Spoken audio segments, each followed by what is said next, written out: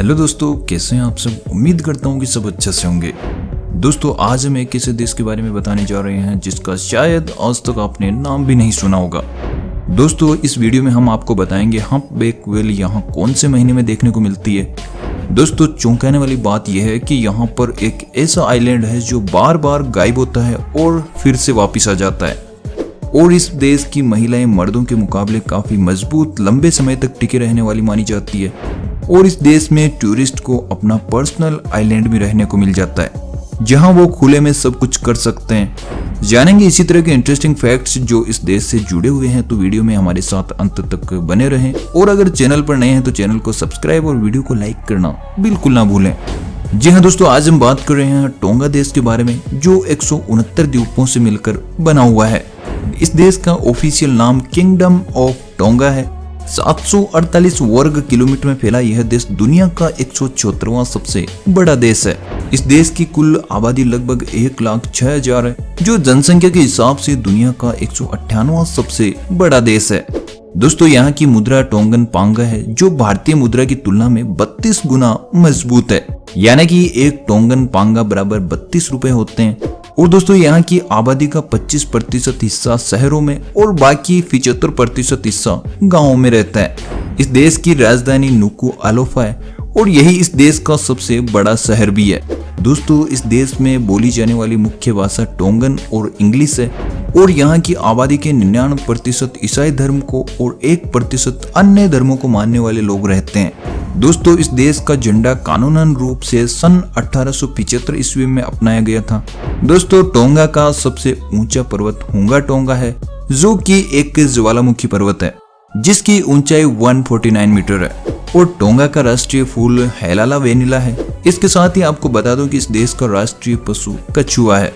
दोस्तों, जैसा कि हमने बताया, यहाँ पर एक ऐसा आइलैंड है जो गायब हो जाता है और फिर से वापिस आ जाता है।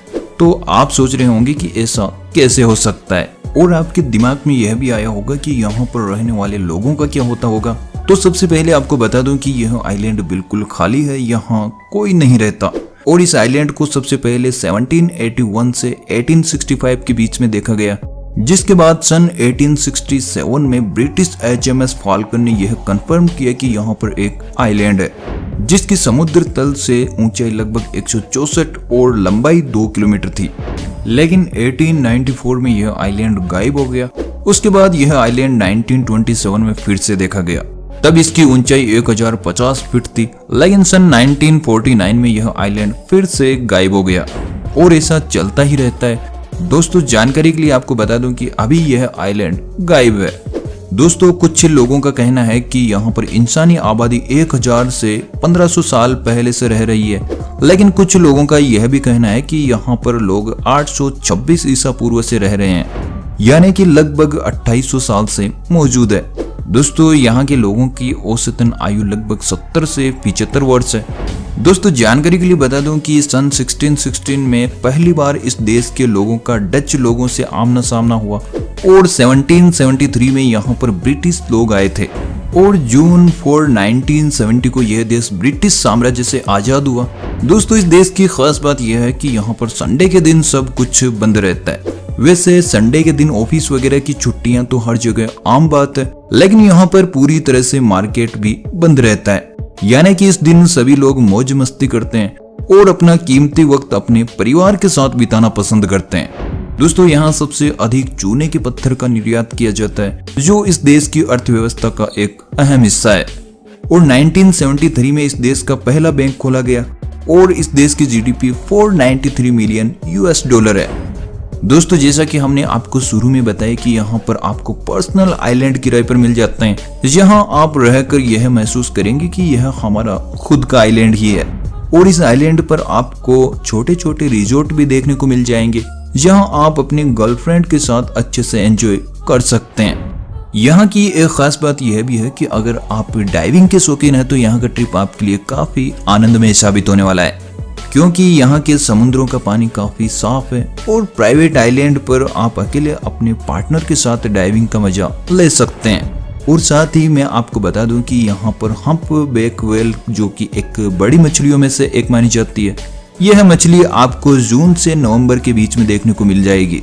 और दोस्तों यहाँ की महिलाएं काफी मेहनती होती है और वह मर्दों के मुकाबले अधिक मेहनत करने वाली मानी जाती है, क्योंकि यहाँ के अधिकतर मर्द मोटापे का शिकार है, जिनसे ना तो ये काम होते हैं और ना ही तय। खैर यह सब मजाक छोड़िए, चलिए आगे बढ़ते हैं। लेकिन आगे बढ़ने से पहले आप कमेंट बॉक्स में यह जरूर बताएं कि क्या आप यहाँ जाना पसंद करेंगे। दोस्तों इस देश के पास बिजली की बहुत कमी है, इसी वजह से वहाँ के कई टापुओं पर बिजली की सुविधा उपलब्ध नहीं है और यहाँ पर अधिकतर सोलर बिजली का उपयोग किया जाता है। दोस्तों आपको जानकर हैरानी होगी कि 2001 में यहाँ पर 3 से 4 हजार चीनी लोग रहते थे, लेकिन 2006 में नकोला फसाद हुए जिसमें चीनी लोगों को निशाना बनाया गया, जिसकी वजह से आज टोंगा में लगभग 300 चीनी लोग ही रहते हैं। दोस्तों यहाँ का एक इंटरेस्टिंग फैक्ट यह भी है कि टोंगा में 14 साल की उम्र तक लड़के लड़कियों को शिक्षा बिल्कुल फ्री दी जाती है और देश की रिपोर्ट के अनुसार यहाँ की साक्षरता दर 99.41% है।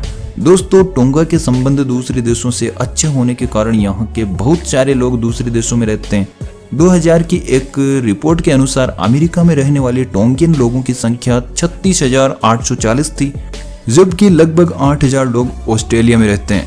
दोस्तों यहाँ के खेल पर नजर डालें तो रग्बी इस देश का राष्ट्रीय खेल है, लेकिन इसके साथ ही यहाँ पर फुटबॉल, जूडो, वॉलीबॉल और क्रिकेट भी खेले जाते हैं। दोस्तों टोंगा टाइम के हिसाब से इंडिया से 7.5 घंटे आगे है।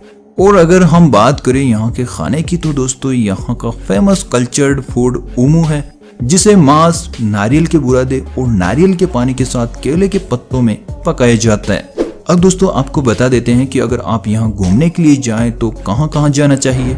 सबसे फेमस टूरिस्ट पॉइंट है अनाहुला केव, जो कि साफ सुथरे पानी की एक खूबसूरत गुफा है जिसे टूरिस्ट काफी पसंद करते हैं। और यहाँ जाने के बाद अगर पानी में आपने डुबकी नहीं लगाई तो कुछ नहीं किया।